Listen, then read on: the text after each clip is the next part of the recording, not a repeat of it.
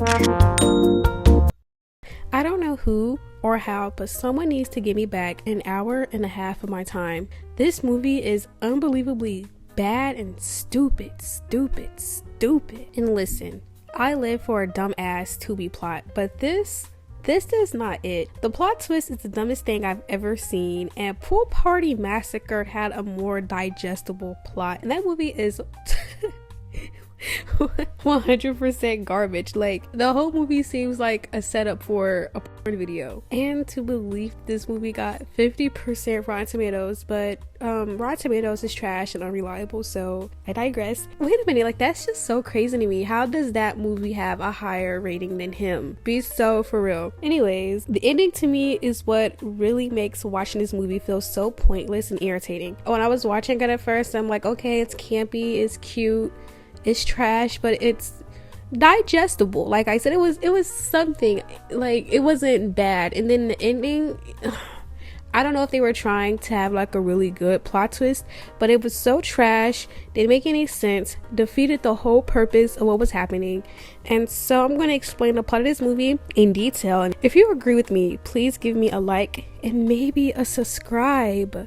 Thank you. The movie starts off with multiple news clips talking about the death of 7 people attending Karmapalooza, a massacre that happened at a concert in 2004. Now in 2024, after 20 years, there is a return of Karmapalooza, with people fearing it could also bring back some past demons. Wait, is like Karmapalooza like karma a bitch, Jojo Siwa? By the way, I do want to say that this is the most normal I've seen Jojo Siwa look. I'm being so for real. Like, I'm not even trying to be funny or rude. Every time I see her, she's like looking crazy, dancing crazy, but she looks good. But oh yeah, 2 seconds with her being on screen, she's killed. Someone shoots her in the head. A group of friends who were actually friends with her are coming together to attend Karmapalooza. They're like a bunch of influencers, extremely annoying ones, and the main character is Sarah, a shy, goody two-shoe type girl. And in front of me, my dog is ripping. He is chewing on cotton that he tore out of my pillow. After the group is chased off by this crazy boyfriend, who Raken is caught sleeping with his girl. Raken is a part of the friend group, and he is dirty, as in he fucks anything, and I'm sure he is burning. Anyways, they make their way down the road, and one of the tires pop, leaving them stranded and confused on how the tire could just explode like that. Luckily for them, a cop is quick to show up. She sees the flat tire and offers to help them, but the group has drugs on them, and so they decide, unwarranted, to shove them up Raken's.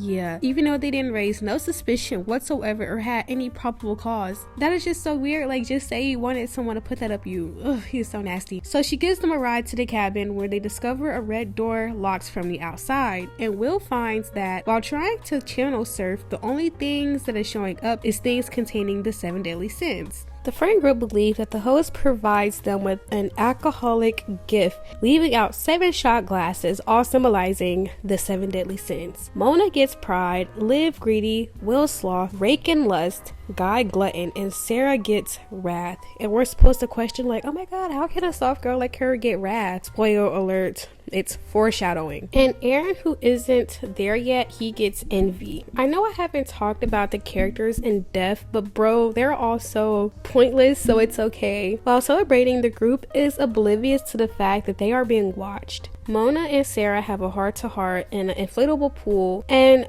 Mona is like Timu Maddie from Euphoria, and Sarah explains how thankful she is for Mona and the rest of them because before college she was a loner, and even their kiddie pool adventures are being watched secretly.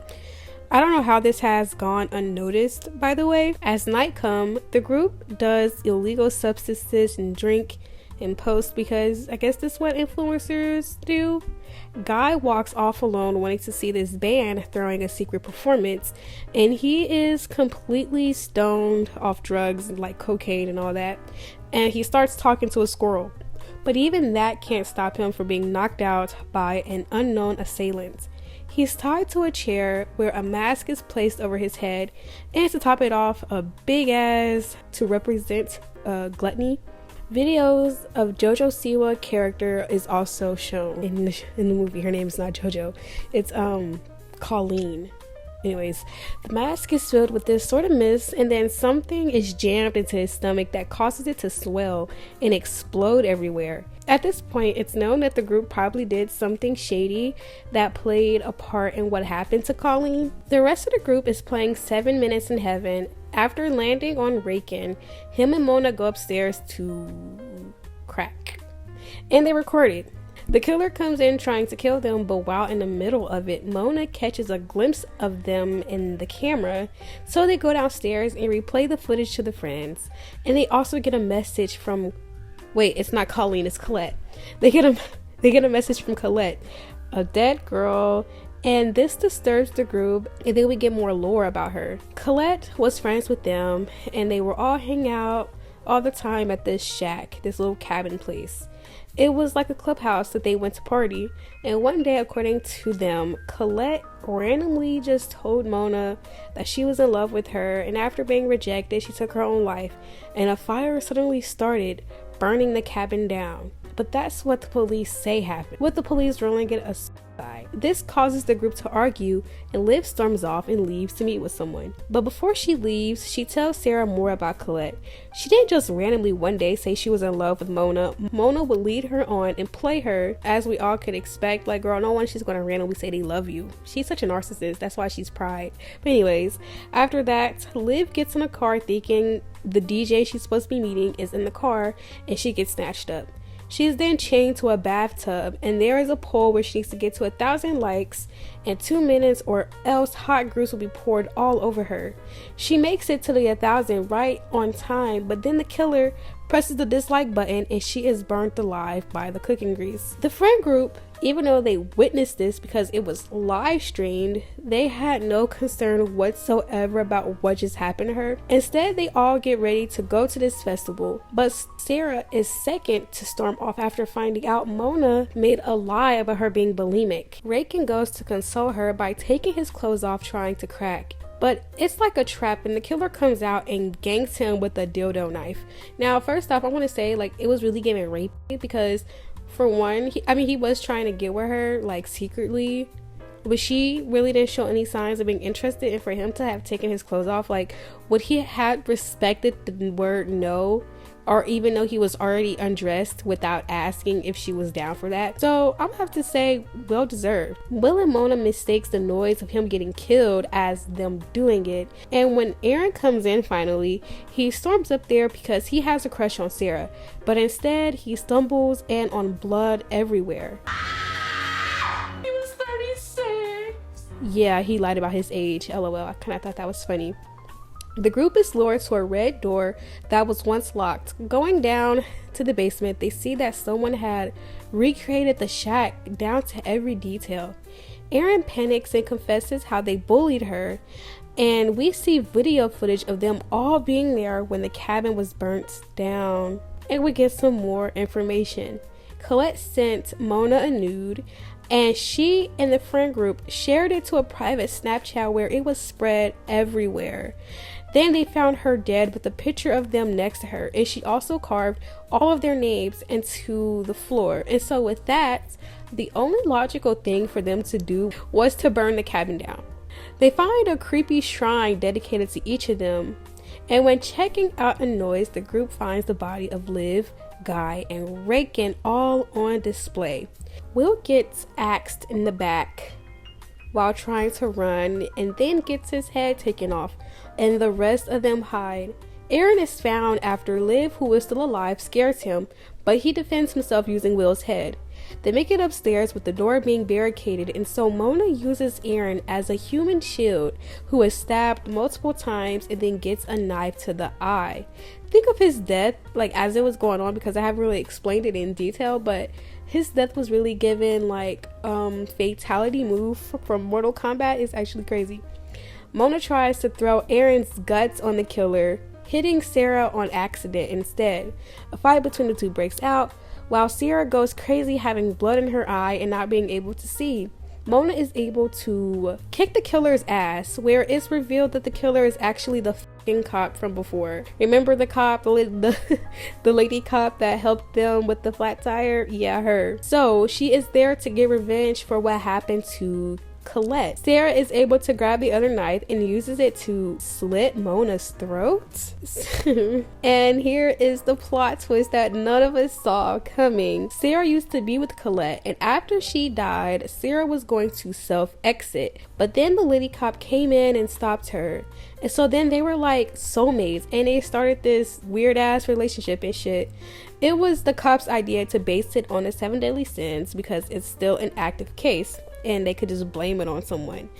So now that makes me think her anger towards Mona, I'm talking about Sarah's anger, seems more targeted to the fact that Colette was actually interested in Mona and not her. That was my first thought when I saw this review. So yeah, she kills Mona and evidently is the final girl. Then we get a montage of their homicidal romance as they bond over planning the murders of her friend. And unfortunately, there were still 12 more minutes left. The cops are called, they do an investigation, and the lady cop shows back up pretending that this is her first time back on the scene. While alone, the lady cop asks a question regarding the video of the friend group. Basically, if all of them were in sight, who was recording the footage of them being there? And here we get another freaking twist. Sarah hacked into Raken's account, pretending to be him to lure Mona to the shack. And let me say, which I hadn't, midway through they stopped calling him Raken and started calling him LB for some reason, but I'm not switching his name. So Colette found out about Sarah hacking into Raken's account to trick Mona into going to the cabin to basically kill her. She wanted to kill Mona. Colette found out and went to the cabin to stop Sarah. And Sarah, thinking that it was Mona coming into the cabin, she shoots her and kills her. And then she carves all of their names into the floor to make it seem like a suicide. Can you see why I am pissed? This bitch made it seem like she was getting revenged after they pushed her to self-exit when she killed her the whole freaking time. And the fact that despite what they did, Colette seemed to want to forgive them and really cared about them, which I would have not done, but Sarah decided to take matters into her own hand and kills Mona for something that has nothing to do with her. And she wasn't trying to kill her because of Colette. She was doing it out of jealousy. This had nothing to do with getting revenge for Colette. And I can't believe after all of this crazy bitch blames them for her death when she quite literally killed them. And it's like, it's giving what they did about leaking her news and stuff. Like, that was really terrible. And if it would make sense to want to get revenge if they were the actual reason why she hurt herself or took her own life, but it was you, she has more blood on her hands than they do. After explaining this to the cop, she breaks up with her and takes her gun. Another cop, realizing it was the lady cop who committed the murders, shoots and kills her as Sarah pretends the cop was about to kill her. In the end, she gets away with murder. She gets away with killing all her friends. Stupid ass movie with a stupid ass ending. I just don't know what else to say. The movie wasn't actually bad until this nonsensical ass plot twist. So let me know what you think about this movie in the comments, and make sure you like, comment, and subscribe for more, because this movie was really trash and it pissed me off. The ending really pissed me off. I can't believe this bitch got away with it. Like, you actually killed people. You killed that girl and then tried to project all of that onto those people, even though they were shitty friends because you leaked news, which is illegal. But still, you killed her. That's even worse.